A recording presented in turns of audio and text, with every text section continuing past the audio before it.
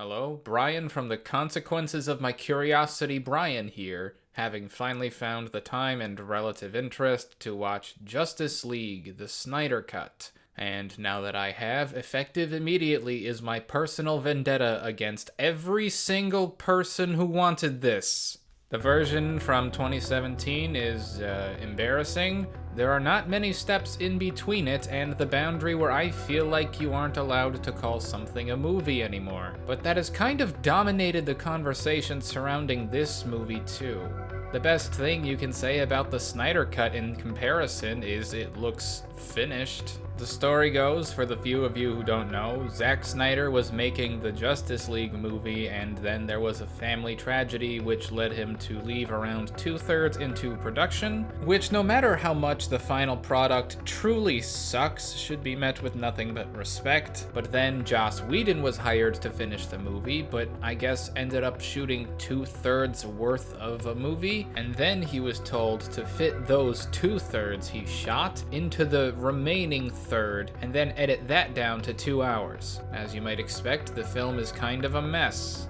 And when I say shot another 2/3 worth of a movie, part of that includes going back to scenes they've already shot to add literally just a few lines of comic relief. So in between cuts, Ben Affleck will suddenly be fatter in the same scene because he wasn't in shape to play Batman anymore when they filmed this one shot. That is unacceptable. Infamously, there's Henry Cavill's CGI upper lip, and I mean, what better way to suck all the majesty out of Superman than making him look fucking stupid? Even the color correction is wrong. Snyder is obsessed with his grays and greens for the dialogue scenes and his brown and yellows for the action scenes. And it's horrible, but it still requires forethought in how the lighting and tones of the costumes should look on camera the way you want the frame to look. The reason the Warner Brothers cut looks so distracting and ugly is because it was changed to fulfill a blown-out Sears catalog visual style it clearly wasn't shot for. It's a movie assembled with absolutely no craft. There were so many things wrong with Justice League before you even got to anything related to story and character. And Joss Whedon was like an asshole to everybody, and a bad actor-director rapport rarely turns out well on screen. There are lots of credible reasons to maybe want a new version of this film, but none so important to Snyder fans as getting to pretend Whedon's presence was the only thing wrong here. Lest we forget, at first many of the same DCEU fans asking for the Snyder Cut initially tried to convince the world the Warner Brothers cut wasn't that bad, and only switched to this paradigm that Snyder's creative control would magically fix everything after they realized it wasn't working. Is it any coincidence most people who like the Snyder Cut barely ever describe things that are in the film when talking about how much they love it? And I'm talking about stuff beyond "It's Black Suit Superman" and other tidbits you could learn just from promotional articles. They love the idea of Zack Snyder swooping in and fixing everything because then that validates their identity. I mean, their opinions on pop culture. And while you might call this projecting, I think a fan having this point of view is still more plausible and intelligent than genuinely enjoying the Snyder Cut. This movie reaffirms that Snyder's appeal has only ever been a blown out of proportion appreciation for his aesthetics, because this movie fundamentally does not change much of what was bad about the Warner Brothers cut besides now looking the way it was intended to.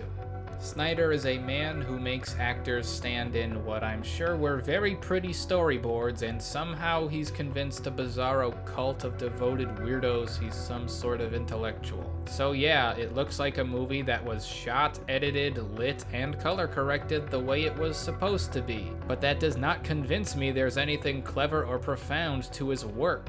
No shade, but I'll probably never be convinced there is. In the Snyder Cut, the order of some scenes have been changed, which makes the movie less of a jumbled nightmare, and many of the awful added scenes from the Warner Brothers cut were taken out, both of which were nice. But what positives you can say in comparison to the original, the Snyder Cut has only worked itself up to the most basic level of cohesion, which is a job well done by DC standards, but the bare minimum everywhere else. It is not an accomplishment for scenes to be in the right order. The difference between Justice League and basic competence was so large, this film has tricked people into thinking it is a good movie when all these improvements really do is allow it to stand at the starting line of an attempt to be a good movie. And with each problem solved, Snyder brings along a host of other ones to replace them. The man just does not have even a passing relationship with the concept of restraint. The action is overblown, the tone is way too self-serious and indicative of Snyder's messianic complex. We all knew the usual garbage from his films would be here. This movie draws out explanations of what should be simple concepts to unbearable lengths. This movie is no more complex than this Dark Souls boss looking motherfucker wants 3 boxes so he can blow up the earth. It's like a gritty Marvin the Martian reboot. But Snyder insists so much time be spent on characters standing in a circle deliberating over themselves. I'd say a good half of the movie are these talking head scenes with 2 or more characters standing in rooms, talking with nothing else going on. A similar scene in the MCU uses different angles, staging, characters actually emoting sometimes, but Snyder has no visionary eye whatsoever if the scene does not actively mythicize the narrative. One major improvement I've seen people cite in this film is the character work. Now this I can almost understand because there is objectively more information being conveyed to the audience. However, Snyder's cut is resting on an inherent advantage the Warner Brothers cut did not have. In the time since the Warner Brothers cut, we have had an Aquaman movie, a second Wonder Woman movie, and while the Warner Brothers cut's character work is terrible, you at least got the remotest essence of who these characters are. But if the argument here is, look, bottom line, the Snyder cut has better developed characters and therefore is better. Of course they are. Snyder had 4 hours. The amount of character development you can accomplish in 4 hours should be higher than a regular 2-hour film.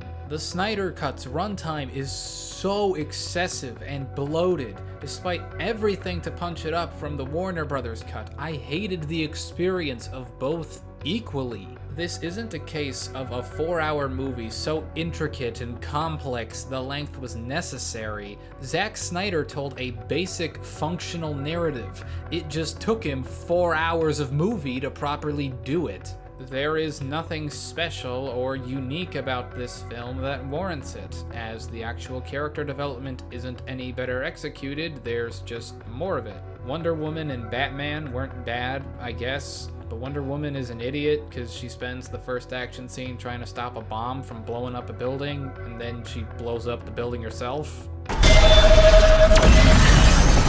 Jason Momoa was Aquaman and played Aquaman. He's charming, but not good at varied emotions. There was one funny scene where the Flash accuses him of not caring about their mission, and he says, "Who says I don't care?" Because his delivery was so blunt for something Snyder clearly intended to be meaningful. But Flash was annoying, every joke sucked and they weren't funny. I was surprised at how many of the bad jokes weren't Joss Whedon reshoots and a part of Zack Snyder's artistic vision. For a group of people so insistent Marvel movies are too goofy and full of quips, DC fans seem to like this character who is too goofy and full of quips. I do not understand what is stopping him from running around the world real fast, finding Steppenwolf's stronghold and stealing the mother boxes, but whatever. I feel like there were many instances where he could have solved the conflict by himself, which is why during the climax it was his job to run in a circle. Steppenwolf went from Dark Souls boss who wants to blow up the earth to Dark Souls boss who wants to blow up the earth and also is doing it because he didn't blow up the earth one time and feels bad about it. There's like 3 or 4 scenes of him telling his boss, "We are continuing to track the scent of the mother boxes," that are all the same. Cyborg went from bad to bad with screen time. He still looks like garbage and is only there to brood. He can control every computer on Earth but can't stop his auto-defense system from shooting Superman. Why would the mother box program him this way? Darkseid was useless. Mara was played by Amber Heard. There is a scene where Martian Manhunter disguises himself as Martha Kent, and that's his only scene until the credits. Zack, why do you do things like this? These aren't better developed characters, there's just 4 hours of bad character development behind them now. The fact this movie's as long as it is actively demonstrates Snyder's incompetence and ego. I won't say anyone could do it, but most people with a basic grasp on screenwriting could develop a team of 6 characters and a villain in 4 hours, equivalent to a subpar Marvel movie. But because everyone else in the film industry is forced to compile their stories into reasonable runtimes, good writers have to decide what the most efficient ways to communicate information to the audiences are. That implies forethought, compromise, and decision-making to determine the best way to express this character. In a great 100-minute movie like Titan, the talent it takes a filmmaker to tell a complex and interesting story in that amount of time is part of what's so impressive about it. There had better be something truly unique and special about your film if it cannot be told in less than 4 hours. But out of every more deserving artist in the world, Zack Snyder gets to insist his vision is so big and important it justifies him getting to be the exception and break the rules. Rules he hasn't even demonstrated he can follow. I genuinely don't know if there's a more spoiled, pretentious director out there. He has no perspective besides what he himself writes down in a first draft, and his obnoxious, overbearing fans will lap it up anyway. The last 20 minutes of the Snyder Cut is a post-apocalyptic dream sequence that has absolutely nothing to do with the 200 minutes of movie that preceded it. This is not the kind of thing you put in a movie if you're capable of thinking about an idea beyond the instant your brain thought it up. No matter how many lofty themes Snyder and his fans insist they project onto the film to make themselves sound smarter, this is still just a basic movie about superheroes forming a team to stop a cardboard cutout villain from collecting 3 boxes. And they seem to think the louder they repeat the Emperor is in fact wearing clothes that will somehow make it true. This movie sets a bad precedent for the future of fan culture as well.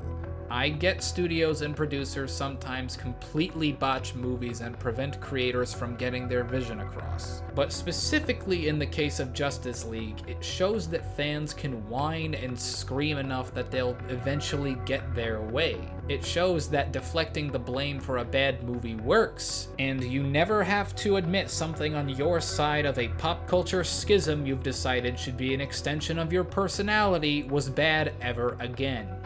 So, for how much the Snyder Cut actually looks like a movie now, and I basically understand everything that's happening, the blatant show of ego makes it just as excruciating as the Warner Brothers cut. I had more fun insulting the original, and it's much shorter. Movies of any length are acceptable, but the longer you go, the harder you have to work to justify that decision. I'm reviewing this way after it's relevant, but as far as who I could be persuaded to recommend this to, I mean, if you like some guy screaming in your face about how smart they are and have literally nothing else to do with your day, you might get a kick out of it.